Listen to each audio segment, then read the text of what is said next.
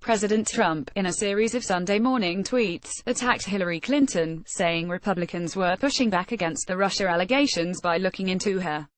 Doug Milster, New York Times, Washington. President Trump's frustration at the investigations into his campaign's ties with Russia boiled over on Sunday, as he sought to shift the focus to a litany of accusations against his 2016 rival, Hillary Clinton, as the special counsel inquiry was reportedly poised to produce its first indictment in the case. In a series of mid-morning Twitter posts, Mr. Trump said Republicans were now pushing back against the Russia allegations by looking into Mrs. Clinton. But the president, who has often expressed anger that his allies were not doing more to protect him from the Russia inquiries, made it clear he believed that Mrs. Clinton should be pursued more forcefully, writing, "To something Hay did not specify who should take such action, though critics have accused him of trying to improperly sway the inquiries. Never seen such Republican anger unity as I have concerning the lack of investigation on Clinton-made fake dossier. Now $12 million. Donald J. Trump at Real Donald Trump, October 29, 2017. The uranium to Russia deal, the 33,000-plus deleted emails, the Comey fix, and so much more. Instead they look at phony Trump Russia. Donald J. Trump at Real Donald Trump, October 29, 2017. Collusion, which doesn't exist. The Dems are using this terrible and bad for our country witch hunt for evil politics, but the R's, Donald J. Trump at Real Donald Trump, October 29, 2017, are now fighting back like never before. There is so much guilt by Democrats Clinton, and now the facts are pouring out. To something. Donald J. Trump at Real Donald Trump, October 29, 2017. Mr. Trump was apparently referring in his tweets to reports last week that Mrs. Clinton's campaign and the Democratic National Committee had paid for research that was included in a salacious dossier made public in January by BuzzFeed. The dossier contained claims about connections between Mr. Trump, his associates and Russia. The president was also reviving unproved allegations that Mrs. Clinton was part of a quid pro quo in which the Clinton Foundation received donations in exchange for her support as Secretary of State for a business deal that gave Russia control over a large share of uranium production in the United States. And he was returning to questions about Mrs. Clinton's use of a private email server and how James B. Comey, the former FBI director, handled an investigation into the matter, which was closed with no charges being filed.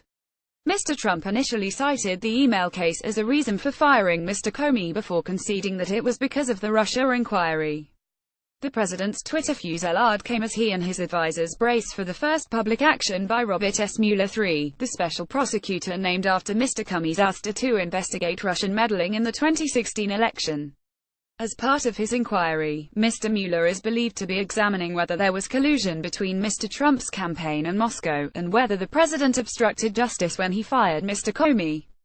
CNN reported on Friday that a federal grand jury in Washington had approved the first charges in Mr. Mueller's investigation, and the plans had been made for anyone charged to be taken into custody as early as Monday. CNN said the target of the charges was unclear. The New York Times has not confirmed that charges have been approved. Multiple congressional committees have undertaken their own investigations into Russian meddling in the elections, following up on the conclusion of United States intelligence agencies that Moscow sought to sway the contest in favor of Mr. Trump, an idea that he has frequently dismissed as a hoax. Speaking on NBC's Meet the Press on Sunday, Senator Rob Portman, Republican of Ohio, said the president had been too defensive about Mr. Mueller's inquiry. "We ought to instead focus on the outrage that the Russians meddled in our elections," said Mr. Portman, who serves on the Senate Foreign Relations Committee.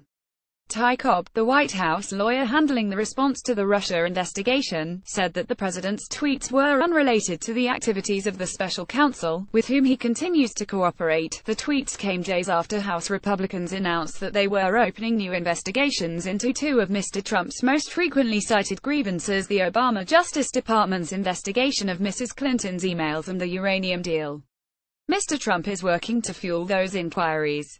The White House acknowledged on Friday that the president had urged the Justice Department to lift a gag order on an informant in a federal investigation into Russia's attempts to gain a foothold in the United States uranium industry during the Obama administration. Critics called the move improper presidential interference in a federal criminal inquiry, but Mr. Trump's advisors said he was merely encouraging transparency. In recent days, Mr. Trump has suggested that he believes that the questions he has been raising about Mrs. Clinton's conduct should put to rest any allegations about his own actions, and end the scrutiny of Russia's meddling in the election. This was the Democrats coming up with an excuse for losing an election, Mr. Trump told reporters last week. They lost it by a lot. They didn't know what to say, so they made up the whole Russia hoax. Now it's turning out that the hoax has turned around, and you look at what's happened with Russia, and you look at the uranium deal, and you look at the fake dossier. So that's all turned around. Senator Susan Collins, a Maine Republican who serves on the Intelligence Committee, said on CBS's Face the Nation on Sunday that while she had seen lots of evidence that the Russians were very active in trying to influence the elections, she had yet to encounter any definitive evidence of collusion. Emily Cochran contributed reporting.